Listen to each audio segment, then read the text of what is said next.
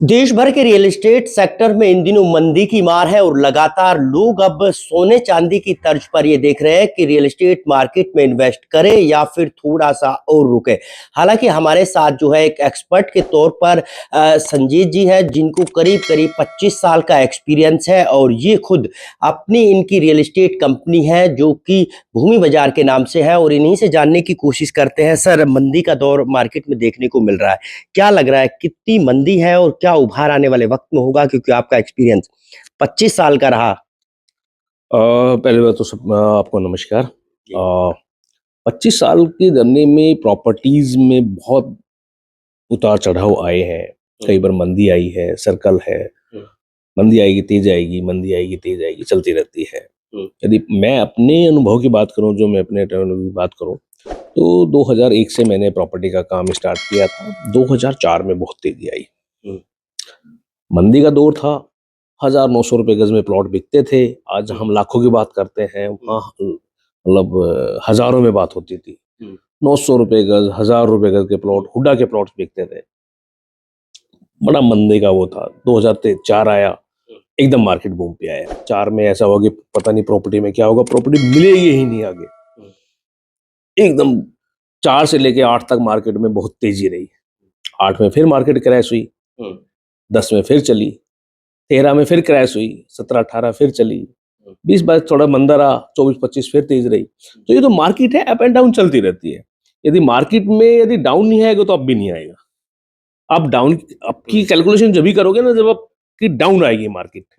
अब की बात करें 2026 की, क्या लग रहा है कितनी डाउन है 2000 के मुकाबले, या उससे जैसे आपने कहा 2008 में मंदी आई, 12 में मंदी आई, तो उन मंदियों के हिसाब से देखें तो कितना मंदा है और कितनी तेजी के साथ उभरने वाली है रियल एस्टेट? देखो, मार्केट के अंदर मैं कहूँगा मंदा नहीं है आज की डेट में। ये अलग बात है कि सेल परचेज थोड़ा सा कम प्रभाव कर रहा है।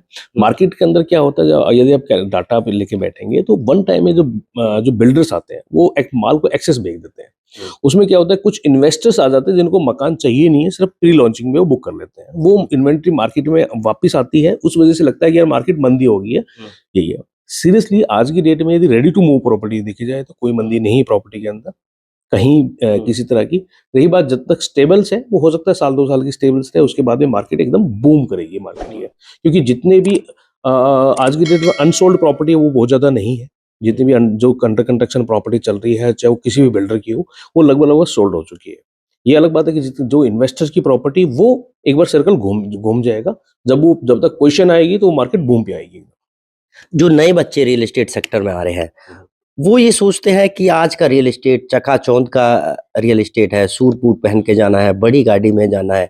तो जब आपने शुरुआत की थी तो कैसे शुरुआत थी और उस टाइम का क्या एक्सपीरियंस रहा था? क्योंकि नए बच्चे जब आपका इंटरव्यू देखेंगे तो कहीं न कहीं उनको एक सीख मिलेगी, एक तरीका समझ में आएगा। तो उस टाइम क्या था? कैसे आपकी ये शुरुआत होती है और क्यों आप रियल एस्टेट में आए थे? देखिए, एक्चुअली में हम जिस एरिया में पहले रहते थे, तो हमारा ऐसा कुछ फिक्स नहीं था कि हम रियल एस्टेट में ही आएगा, कि सोची समझी कोई ऐसा नहीं था कि रियल एस्टेट में ही हमें शिफ्ट करना है।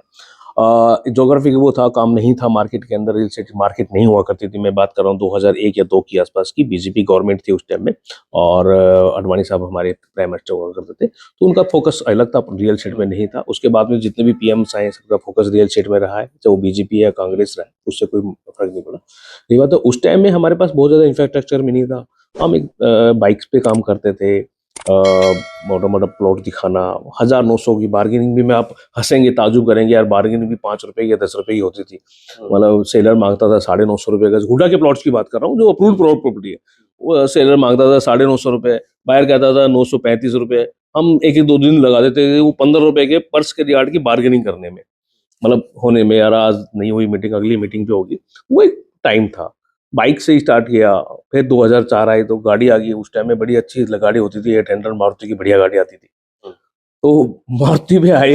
अब तो बच्चों के लिए कुछ भी नहीं है। और आज की डेट में तो जो नए बच्चे हैं वो वेल एजुकेटेड हैं, उनका आगे चकाचौंध आया है। हमारे सामने तो नॉर्मली एक मार्केट होती थी उस टाइम में।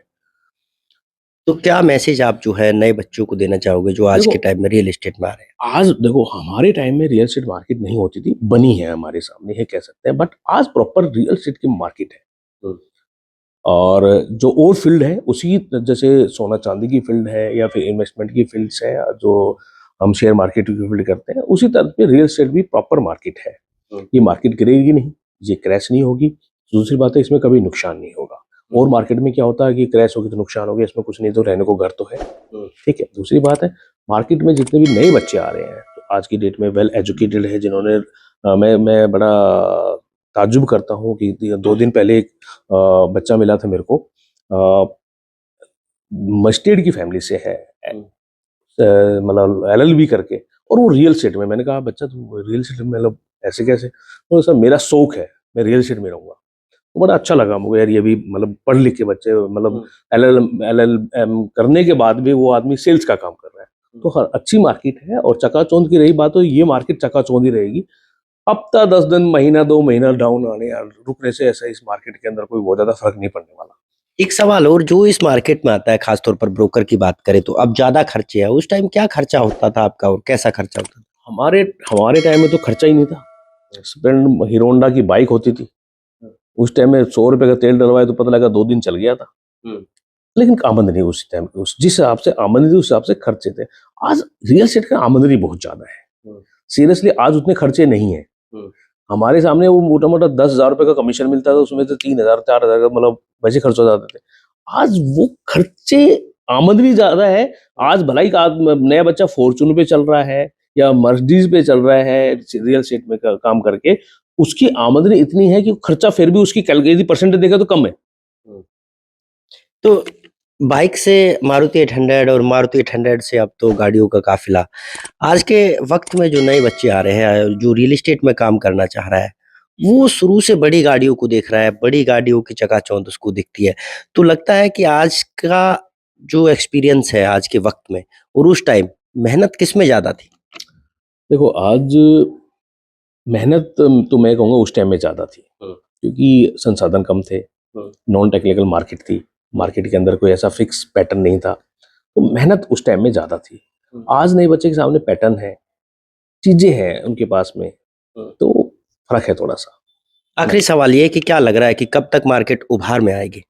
देखो मार्केट है तो जिस जिसका नाम मार्केट ही हो गया, तो ये तो कहना पॉसिबल नहीं कि कब तक होएगा, बट उम्मीद है कि पीछे यदि हम पीछे के पैटर्न्स पे जाएं तो अगले मंदी का दौर नहीं कहूंगा, बट जो रुकी हुई मार्केट है ये अगले, जब तक ये नए जो पोजीशन आने वाले हैं, जितने भी अंडर कंस्ट्रक्शन प्रॉपर्टीज है, वो उनकी पोजीशन साल 2 साल के अंदर से दोबारा यही मार्केट बूम पे आएगी। जो हमने 23-24 में देखी है, वही मार्केट हम देखेंगे 27-28 में, मार्केट रिपीट करेगी वो। तो क्या मंदी के दौर में जो अब इन्वेस्ट करेगा उसको 2 साल बाद कितना फायदा? 100% मिलेगा आपका, जो भी यदि परसेंटेज तो मैं आपको नहीं कहूंगा कि क्या मिल पाएगा, बट नो डाउट अच्छा बेनिफिट मिल पाएगा। दूसरी बात है, जो यूजर्स हैं उनको आज उनके लिए बहुत अच्छा है कि उनके पास ऑप्शंस मिल रहे हैं। तेजी में हम देखते हैं कि हमारे पास यूजर के पास ऑप्शन नहीं मिलता, वो एक मकान देख के आता है, पता लगा अगले हफ्ते बिक गया। आज उसके पास ऑप्शन है, उसके लिए तो गोल्डन पीरियड चल रहा है कि आदमी कम से कम 1 महीना रिसर्च कर सकता है कि वो 4-5 ऑप्शन जगह देख सकता है, आराम से इजिली मकान ले सकता है। जो बायर्स है, जिसको गुड़गांव में रहना है, जो यूजर्स है, उसके लिए गोल्डन टाइम चल रहा है। तो ये थे हमारे साथ संजीत जी, जिनका मानना है कि रियल एस्टेट मार्केट में अब हालांकि कुछ मंदा जरूर है और जो अब इन्वेस्ट इस मार्केट में करेगा उसको आने वाले वक्त में मोटा मुनाफा मिलने की उम्मीद जताई जा सकती है। बहरहाल आपको हमारी ये खबर कैसी लगी कमेंट करके जरूर बताएं, साथ ही चैनल को शेयर और सब्सक्राइब करना ना भूलें, ताकि रियल एस्टेट सेक्टर से जुड़ी हुई तमाम खबरें आप तक सीधी और सबसे पहले पहुंच सके।